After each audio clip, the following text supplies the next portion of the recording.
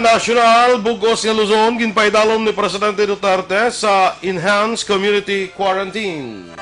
Senator Mig Zubiri nagpositibo sa COVID-19, kaso sa Pilipinas nagdangat na sa 142. Maayong aga Bacolod, maayong aga Bilugabahin sang Western Visayas. Karon nga adlaw Martes, Marso 17, 2020. Ang inyong news team, Aksyon Dorel Cabal. Kag-Aksyon Boy Duran, ang mga balita lokal, pagkatapos lamang sa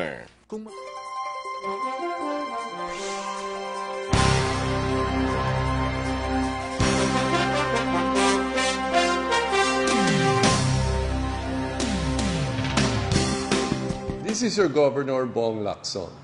For the past weeks, the novel coronavirus, now named COVID-19, has caused fear and uncertainty to the entire world and humanity. As of today, we have no positive case of COVID-19. In addressing this situation, the provincial government created the Provincial Novel Coronavirus Task Force to provide local health offices and hospitals with guidelines and protocols on COVID-19, disseminate information on COVID-19 status and prevention, activate the Barangay Health Emergency Response Team or BHERTS, composed of the barangay captain, barangay health workers, and TANUDs, to identify and report persons under investigation as well as to strictly implement home quarantine for persons under monitoring. The BHERTS is our primary instrument in identifying people with recent travel history from abroad. Establish and activate isolation and quarantine rooms for PUIs for hospitals in Negros Occidental. Provide trainings for personnel to respond and transport persons under investigation. Reactivation of the Provincial Infectious Disease Action and Control Committee, or PIDAC, whose main function is to manage interagency collaboration and coordination on the prevention and control of infectious disease. To all the Negrenses, your health, safety, and well-being is the paramount concern of your provincial government. Please be assured that due diligence is being exercised to protect all of you from the dreaded COVID-19. Please continue practicing basic hygiene and preventive measures with constant hand washing, use of alcohol-based sanitizers, observance of cough etiquette, and the use of masks if you have cough and cold symptoms. Thank you, and let us continue to implore God's protection for everyone. Avance, Negrense.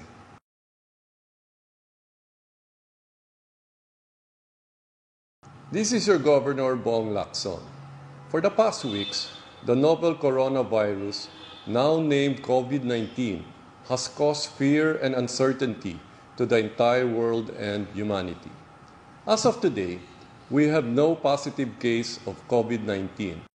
In addressing this situation, the provincial government created the Provincial Novel Coronavirus Task Force to provide local health offices and hospitals with guidelines and protocols on COVID-19, disseminate information on COVID-19 status and prevention, activate the Barangay Health Emergency Response Team or Balitang Bayan, numero 1.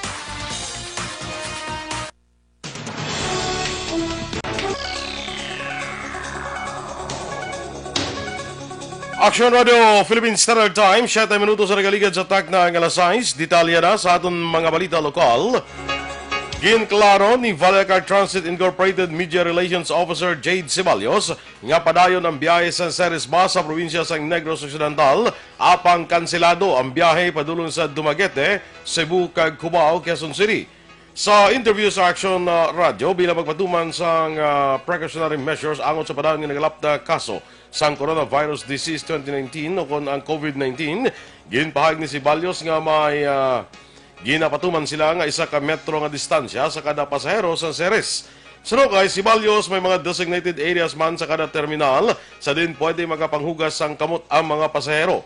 Samtang makapasalig man ang VTI nga matinlo ila terminal kay na-disinfect na ang tanan nga unit sa ilang mga service bus antes ginatugutan nga magbiyahe sa probinsya. Ginmando ni NOCPO Director Colonel Romeo Baleros ang 24/7 nga checkpoint sa tanan nga hepe sang kapulisan kag Force Commander sa mga boundaries sa Negros Occidental kag Oriental. Sunod sa NOCPO Director pagsunod ini sa executive order nga ginisyu ni Governor Eugenio Jose Lacson sa pagsira sa mga border sa probinsya. Ang checkpoint ang pagkabugusan sa military, police, medical staff kag miyembro sa Interagency Task Force nga obligasyon ang mga hindi pagpanugutan ang tanan nga non-resident sa probinsya magluwas kung maidulo nga supply kag emerhensya. Kalakip sa mga lugar nga may checkpoints ang mga entry points kag borders sa Mabinay, Kabankalan, Bayawan, Hinubaan, San Carlos, Vallehermoso kag La Castellana, Canlaon.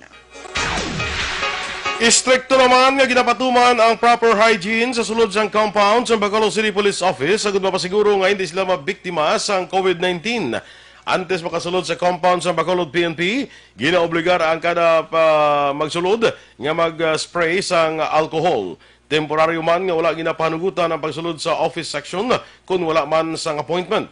Sa karon may mga kapulisan nga magabulig sa luyag magkuha sang permit o kung police clearance apang kinahanglanon nga maghugas sila sa ilang kamot gamit ang alcohol.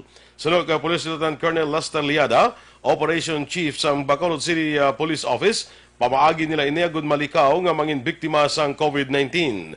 Ginako man ni Liada nga kulang ang alcohol nga ginagamit, rason nga ginatingwaan nila nga makakontak sa mga supplier sang alcohol.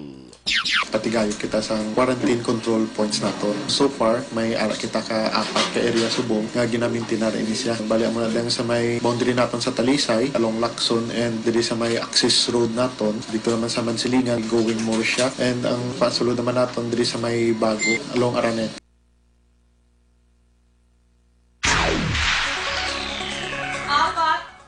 Apat ka community quarantine control points ang ginpatigayunan sa karon sa checkpoint sa Bacolod City PNP bilang pagsunod sa direktiba sang lokal nga gobyerno sang syudad nga istrikto nga pagbantay sa pagwa kag pagsulod sang pumuluyo sa Bacolod kasunod sang paandam sang COVID-19. Ang boundaries sang Bacolod Talisay, Bacolod Bago, access road sa Barangay Bata kag Mansilingan Murcia Road awan na pili nga patigayunan sa checkpoint sa Bacolod City Police Office, Mobile Force Company kag Mobile Patrol Group. Sunod kay Police Lieutenant Colonel Lester Liada, Operation Chief sa Bacolod PNP, 24/7 ang checkpoint kay patuman sa nasambit nga lugar. Sunod kay Liada, may medical personnel halin sa City Health Office kag ambulansya nga naka-standby agud magbulig sa mga persona nga makitaan sang sintomas sa COVID-19. Tuyo sa pagtukod sa community quarantine control points agud malikawan ang paglapta sa COVID-19. Panawagan pa ni Liada sa mga riding public nga magsunod sa ginapatuman nga patakaran sa gobyerno agud hindi mangin biktima sa coronavirus disease. Ginpatuman naman ang minor reshuffling sa pila ka mga personnel sa Negros Occidental Police Provincial Office. Epektibo Marso 10, nagpungko na bilang hepe sang Pulupandan PNP si Captain Junji Liba, samtang ginasa naman ang outgoing chief nga si Captain Larry Chovicio pagabusta naman bilang Chief of Police ng Don Salvador Benedicto ni Lieutenant Ignacio Javier nga gikan sa headquarters si Major Gerald Muya nga isaylo naman bilang platoon leader sa 1st Negros Occidental Provincial Mobile Force Company. Gikan sa 1st NOC PMFC, ipahamtang bilang Deputy Chief of Police ang Kamangalan si Lieutenant John Paul Tabuhara. Si Major Ruben Pajarito sa Isabela PNP, ang pagabusla naman ni Captain Joseph Partidas nga gikan sa 2nd NOC PMFC. Samtang ang Deputy Chief of Police sa Escalante PNP nga si Captain Ronald Santillan ay gabulos kay Captain Richard Pajarito bilang Officer in Charge sa Candoni PNP. Sunod kay Major Edison Garcia, ang Public Information Officer sa NOCPO, ini ang regular reshuffling lamang bagod may mga opisyal sa kapulisan nga masubra na sa 2 ka tuig sa ila sini nga pwesto. Sa katapusan nga balita lokal, nawasak ang batiis sang 64 anyos nga babayi matapos natrasan sang dump truck nga kargado sang bato sa Hacienda Celsa, Barangay Andres Bonifacio, Ciudad San Cadiz, las 4:20 sang hapon, Marso 16. Ang biktima ginkilala kay Amalia Aliego, pumuluyo sa Hacienda Alberto sa amuman nga barangay kag syudad. Base sa investigasyon sa Cadiz PNP, ginpahayag sang driver sang dump truck nga si Redante Camacho, 46 anyos, pasaka ang dalan kag wala makataklad ang ginadalang nga salakyan nga ginpanagiyahan sa mga Yanson kabangdanan nga naatrasan si Aliego. Voluntaryo naman nga nagsungka sa Cadiz PNP si Camacho kasunod sang aksidente. Ginsaylo na sa ospital sa siyudad sang Bacolod si Aliego para sa dugang nga pagbulong. Action Radio Philippines Standard Time, lasay 13 sa mga nagaproblema sa mga bukol blang nga nagatubo sa inyong lawas, sistema na kuntumor, hindi na pagpadugaya, hindi pagbabayi para hindi na magmalignant, maginom na sang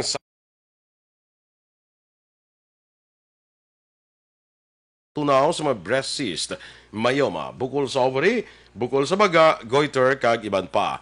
Ginabuligan pa sa Santong para nga hindi matubuan sa mga bukol, cyst, kag iban pa nga mga balatian. Sa mga butika, tag 12 pesos lang. Bisitay man ang Alternative Medicine and Wellness Center sa Medalan Hernais at tubalan sa gate sa Paglaom Sports Complex. Tabuk sinayara dira ang Alternative Medicine and Wellness Center. Pangita lang si Doc Ramel Uy para sa libre nga check-up. Kag ang Santon Plaza ma-deliver sa inyo balay pagi sa www.kalusuganyan.ph o magbisita lang sa Kalusuganyan Facebook page. Bugos nga Luzon, ginpaitalom ni Presidente Duterte sa Enhanced Community Quarantine.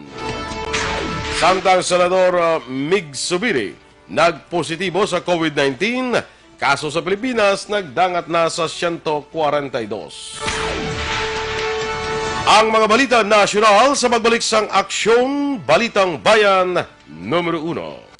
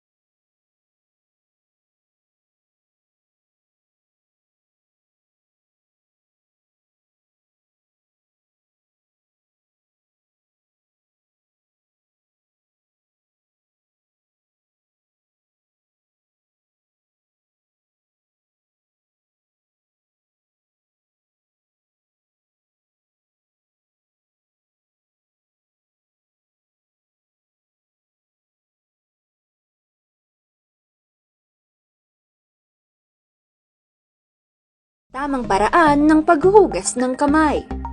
Ang wasto at regular na paghuhugas ng kamay ay mabisang paraan upang makaiwas sa mga sakit. Ito ay makatutulong sa pagpigil ng pagkalat ng virus na nagdudulot ng sakit. Una, basain ng tubig ang mga kamay at sabunin. Ikalawa, sabunin ang mga palad. Ikatlo, sabunin ang likod ng mga kamay. Sumunod, kuskusin ang mga pagitan ng daliri. Ikalima, kuskusin ang mga kuko. Ika-anim, kuskusin ang pagitan ng mga hinlalaki. Pagkatapos, kuskusin ng paikot ang mga dulo ng mga daliri sa magkabilang palad. At panghuli, banlawang mabuti sa malinis na tubig at patuyuin ang mga kamay gamit ang single-use towel o air dryer. Todo laban kontra 2019 novel coronavirus acute respiratory disease. Tamang paraan.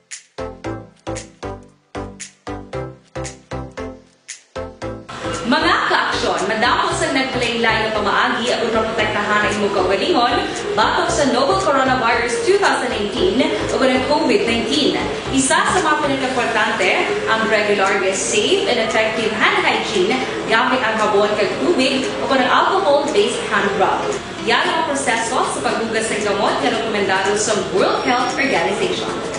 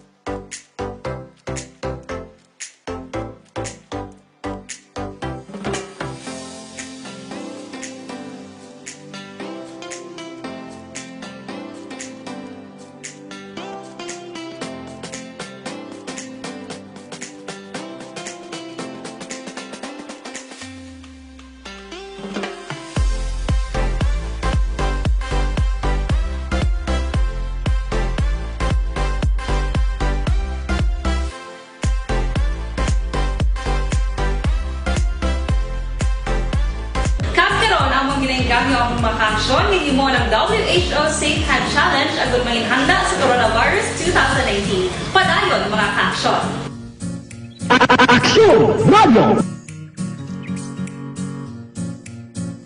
This is your Governor Bong Lacson. For the past weeks, the novel coronavirus, now named COVID-19, has caused fear and uncertainty to the entire world and humanity. As of today, we have no positive case of COVID-19. In addressing this situation, the provincial government created the Provincial Novel Coronavirus Task Force to provide local health offices and hospitals with guidelines and protocols on COVID-19, disseminate information on COVID-19 status and prevention, activate the Barangay Health Emergency Response Team or BHERTS, composed of the Barangay Captain, Barangay Health Workers, and TANUDs, to identify and report persons under investigation as well as to strictly implement home quarantine for persons under monitoring. Aksyon! Balitang Bayan, numero 1.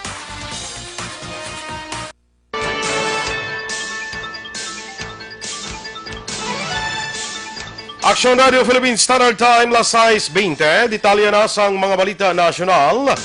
Ginpaidalo na ni Presidente Rodrigo Duterte sa Enhanced Community Quarantine ang Bugos ng Luzon agud mapunggan ang paglaptas ang coronavirus disease.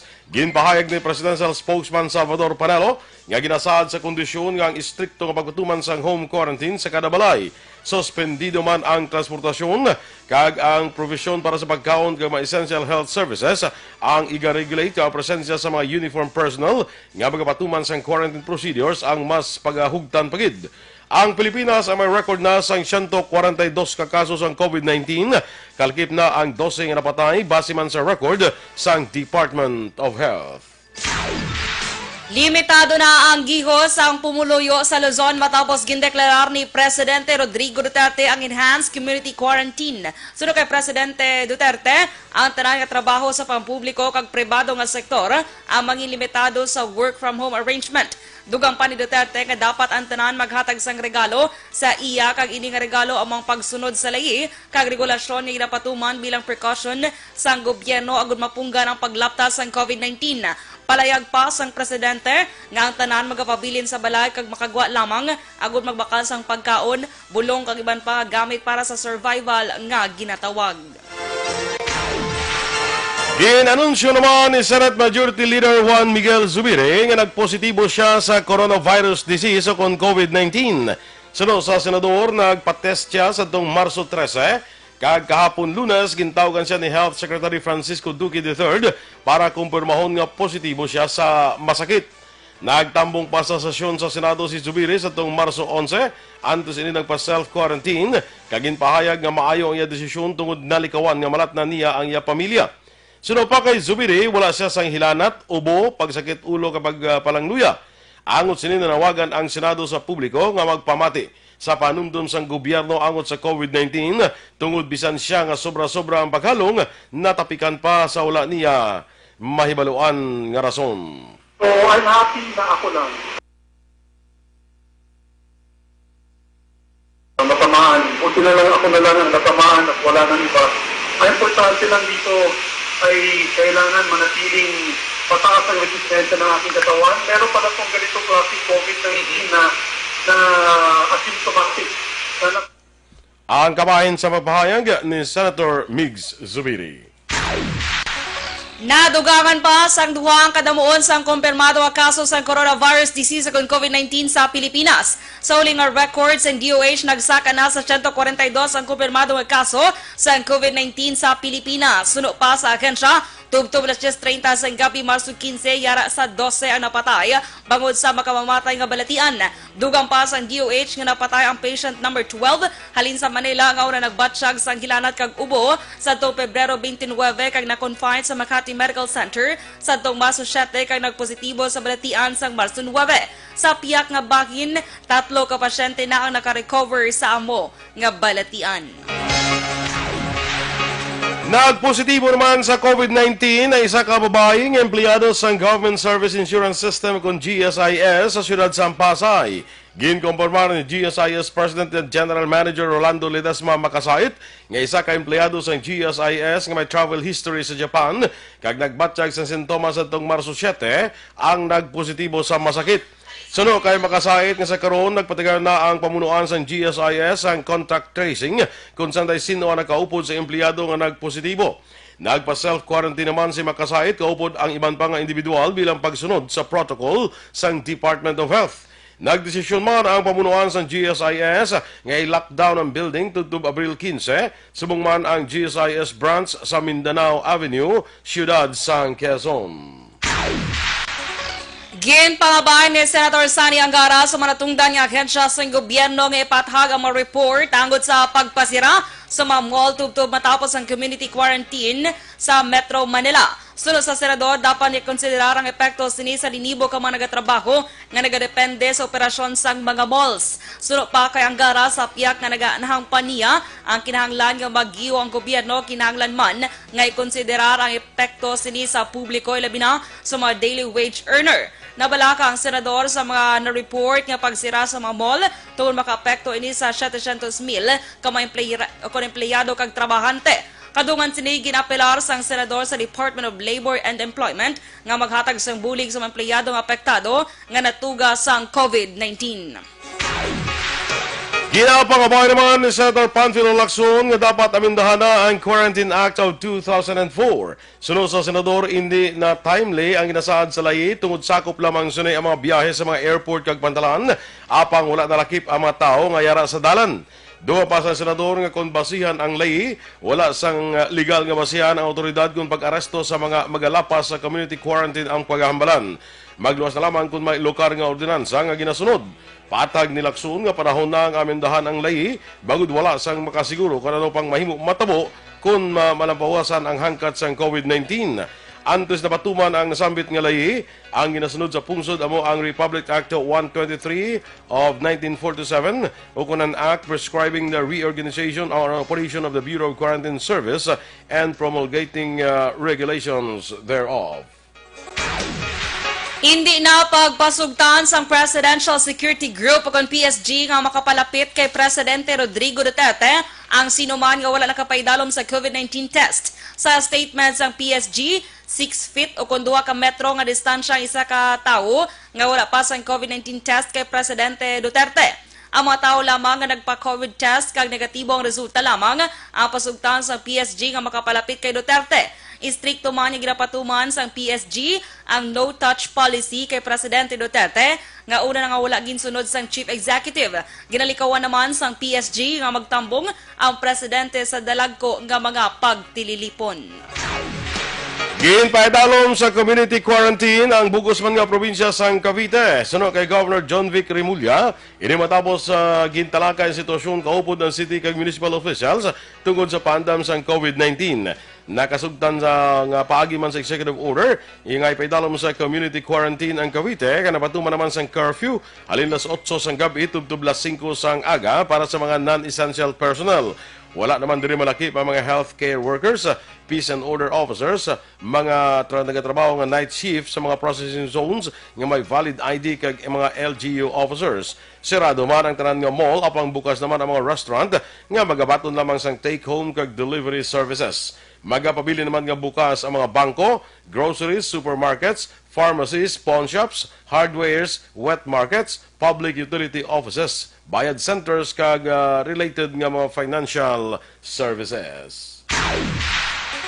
Kag sa katapusan nga balita national, ginkompirma sa Department of Agriculture kon DA ang outbreak sang H5N6 kon avian influenza kon bird flu sa pila ka bahin sang hain Nueva Ecija.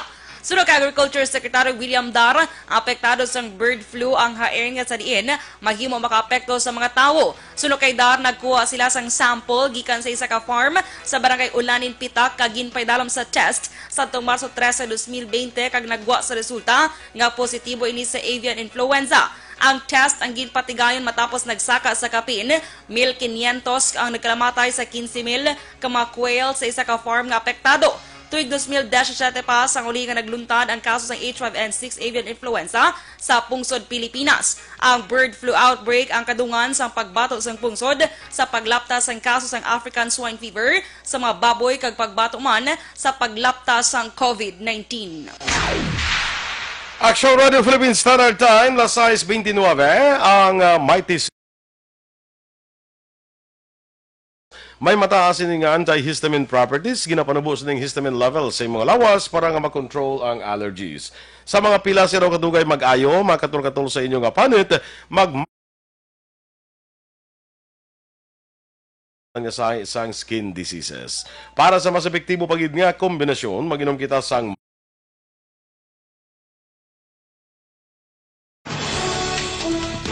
inyong ipamatiyan ang aton mga balita diri sa Aksyon Balitang Bayan numero 1. Standby na sa Action Report, second portion.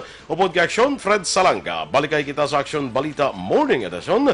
Upod gabon sa inyong News Team. Aksyon Dorel Cabat. Kag-Action Boy Duran. Una sa balita, una sa Aksyon. Sa Bacolod Aksyon Radio.